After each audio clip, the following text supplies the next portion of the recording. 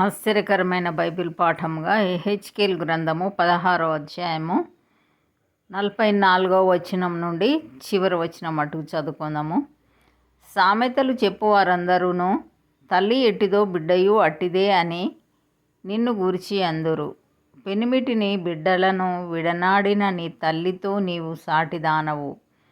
పెనిమిటిని బిడ్డలను విడనాడిన నీ అక్క చెల్లెండ్రతో నీవు సాటిదానవు. నీ తల్లి హిత్తీయురాలు, నీ తండ్రి అమోరీయుడు. నీ ఎడమ ప్రక్కను నివసించు షోమ్రోనును దాని కుమార్తెలను నీకు అక్కలు. నీ కుడి ప్రక్కను నివసించు సొదొమయు దాని కుమార్తెలను నీకు చెల్లెండ్రు.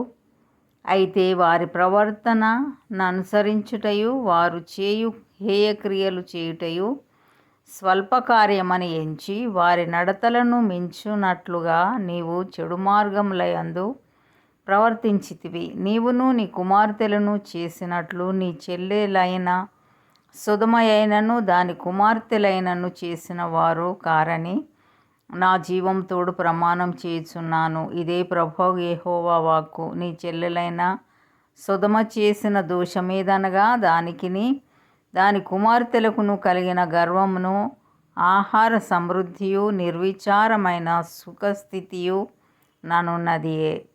అది దీనులకును దరిద్రులకును సహాయం చేయకుండెను.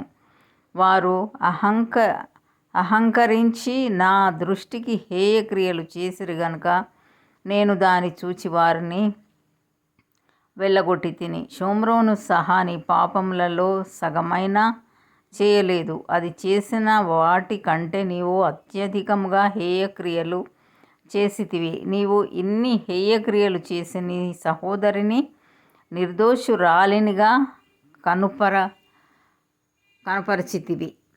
నీవు వారికంటే అత్యధికంగా హేయక్రియలు జరిగించినందున నిన్ను బట్టి చూడగా నీ సహోదరీలు నిర్దోషురాండ్రుగా కనబడుదురు. నీవు వారికి విధించిన అవమాన శిక్ష నీకే రావలెను. నిన్ను బట్టి చూడగా నీ సహోదరీలు నిర్దోషురాండ్రుగా కనబడుదురు గనుక నీవు అవమానపరచబడి సిగ్గునొందుము.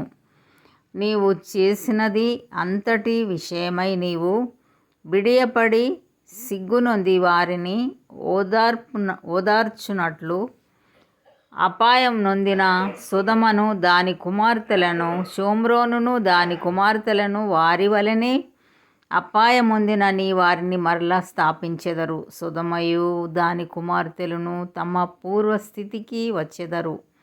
షోమ్రోనును దాని కుమార్తెలను తమ పూర్వస్థితికి వచ్చెదరు.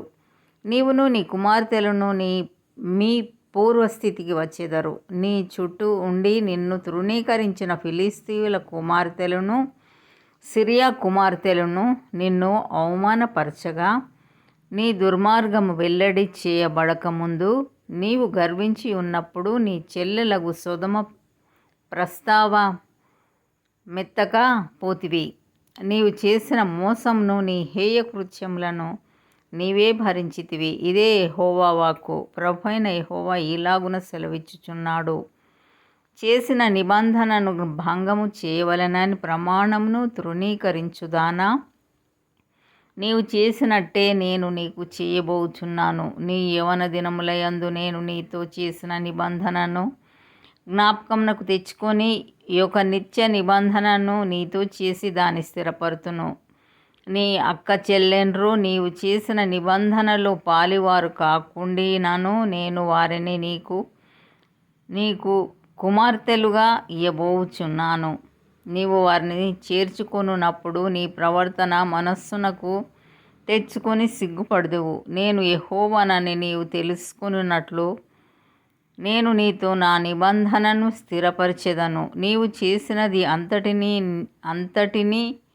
అంతటి నిమిత్తము నేను ప్రాయశ్చిత్తం చేయగా దానిని మనస్సునకు తెచ్చుకొని సిగ్గుపడి సిగ్గుచేత నోరు మూసికొందువు. ఇదే యెహోవా వాక్కు. ఇంతటితో ఇది కొరకైన బైబిల్ పాఠము సరి.